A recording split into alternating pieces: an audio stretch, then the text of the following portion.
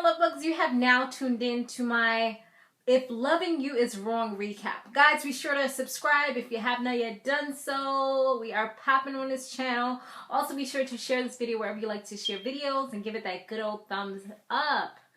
Alright guys, so this story is getting crazier and crazier, and I am totally loving it. And as my girl Ashley Miller would say, I am so here for it right now. Alright, so let's get my notes here so I can go ahead and we can talk about it. I thought I had it up, but no, I do not as yet. Let's go ahead and find it. Alright, it's coming right now. Where are these notes? Alright, here we go. And I'm not editing because I'm doing this on my iPod and it's so much easier when I don't have to edit. I just put it straight up and that's it. Alright, so Brad, he has a gun. He's pointing it at Randall. He wants to kill him. You know, he's in that rage right now. But Alex comes and she's prepared to save him, even though it was a mistake. And she's not in love with him. She's willing to risk her life and push the gun out of Brad's hand in order for him to be saved. I mean, I guess it works out for Brad as well because you don't want Brad going to jail. So that could be the defense. One of you guys have made such a good freaking statement about how Alex kind of needs to find herself and she needs to find out the root of her problem and why it is that she's doing what she's doing. I mean, I read the what you had wrote and I was just like, oh my God, this is so true. This is an epic comment right here. I was loving it. I was like on the bus or the train and I was reading the few comments that I had there and I was just like, yes, this is right on. The nosy neighbor, as we all have nosy neighbors. Lord knows I have one. Yes, I do.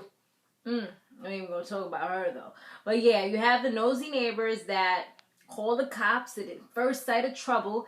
And she's there asking Brad if he's okay. Is everything all right? I mean, the woman didn't see any blood. I guess because she heard the gunshot. She's like, okay, let me call the police. She's like, you need me to call the police? She was going to call him anyway. You know what I'm saying? Once she heard the gunshot, once she heard an argument, she was finna call the police. When Esmeralda, she's the person that dispatched the call, she finds out that it's her friend, she just like totally leaves her job. I'm like, in the real world, I don't think you could just up and leave your job like that. I mean, it's not your immediate family or anything, especially in a government job. They take those types of stuff serious. I guess she got it real cool with them since of the connection with Ed. So, yeah, talking about Ed. So this fool, he tells the other officers to go ahead and leave, that he got it. He's going to take this call. And the officer that he talks to is like, all right, let me stop doing that. I was like cleaning one of my brushes. The officer that he's talking to is like, yeah, but just remember you got that rookie there. He's like, it's going to be okay. So when he goes up to Randall, well, first he talks to his boy. He talks to Brad, finds out what happens. And he's like, if you want, I could just handle this for you. And he tells him the story that he would tell if anybody asks. And then he proceeds to tell Lucius to go and check the perp. And he's like, the perp? What are you talking about? He's like, the perp. You heard what I said. So when Lucius goes to talk to Randall, Randall tells him exactly what it was that went down. At first, he was trying to be the good Samaritan, the good person, and just not really say anything, stop snitching, no ratting, no, we're not doing it. But Lucius is like, okay, best believe it's going to be your word against his. And I'm sorry, but you already know how to raise your profile and then stuff go in the hood. I mean, that's not necessarily the hood, but y'all know what I mean. So he goes ahead and he starts telling him what exactly was it that happened with Brad, where Brad pulled out the gun on him. He busts up his car. I mean, not his car. Bust the windows out your car. Remember that song? No, he busted up his boat, and he pretty much broke into his house and all those things that he did. So he's like, all right, let's go outside. When he goes outside, all of a sudden Ed is like, oh, pretty much like putting him under arrest. And he's like, go ahead and resist in front of all these people. Go ahead and resist. Let me have a great day. Like, you trying to beat him in front of all these people? Is that what you're trying to say? So he just wants a reason to get crazy on him. And there's so many cops that are actually like that. And it's sad. especially here in New York. You guys have seen the news. You know the instances that we've had here as well as other places where things like this happen all the time. So yeah, Ed is pretty much telling him that he had the gun and all these things, and when he's taking him away, he's like, yeah, stop resisting. And Alex is like, he's not resisting. Like, she's like screaming at the top of her lungs, stop it, he's not resisting, he's going, stop it. And Brad is just like watching all this like, word, that's what you're gonna do? You gonna scream for the next dude? I see how you doing. You gonna embarrass me in front of all these neighbors after you done embarrass me at my party. Alright. So Brad, he tells Alex that she's leaving. And she's like, no, she's not leaving. And he was like, well, if you're not going to leave, then I will make your life a living hell in this house. And she's like, it already is. She tries to apologize, but it pretty much falls on deaf ears because you can't really apologize and take away something like that. That's almost like breaking up a freaking mirror or something and then trying to patch it up with some tape. You know, when nobody will notice these cracks in this mirror. And, I still look good, boo. That's like the type of thing that she's trying to do. It's not going to work like that. She's going to have to work for that forgiveness. I mean, she has shown nothing to really show that she really feels like she's apologizing. You know, I don't really feel like it's genuine. It's just to save her marriage type of thing and have the father of her kids be inside the house still. Brad tells Natalie and Esmeralda about the grading system that she has. He also tells her that she said that Randall's better in bed. And they're just like, no, she wouldn't say that. But actually, yeah, she did say that. But he kind of tricked her. So that's like a catch-22. You know, one of those types of things. Because he asked her. He expected her to be honest. He's like, come on, just tell me. She's like, I don't want to tell you. You know, she didn't want to tell him. She told him, and now look, he's using it against her. It's crazy how honesty works. Like sometimes it could just freaking backfire on you. I mean, we all love honesty, but it can backfire on you. I'm just saying, like it can do a whole ton load of damage sometimes when you tell the truth.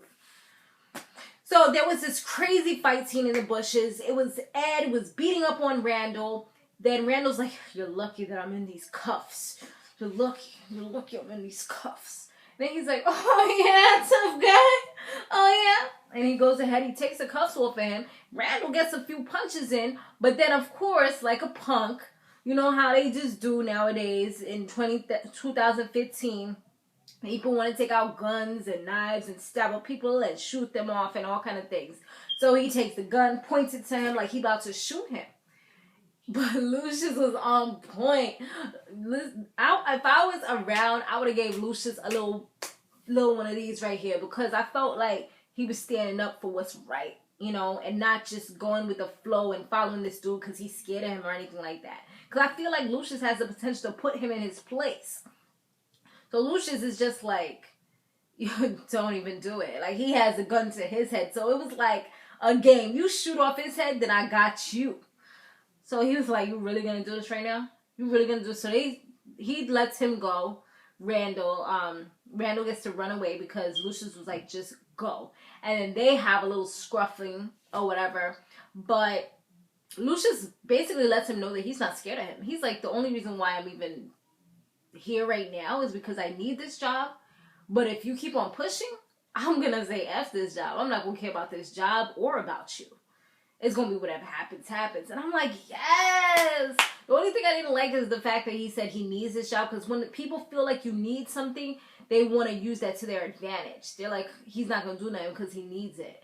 But he still gave him a piece of his mind, showed him that he's a man and he's not scared of him. Even though Ed was still trying to act like a little a-hole. You know, the bad thing about that is that they'll probably say that Lucius went rogue and just killed him randomly. You know, I just feel like it would get flipped if he was to kill off Ed.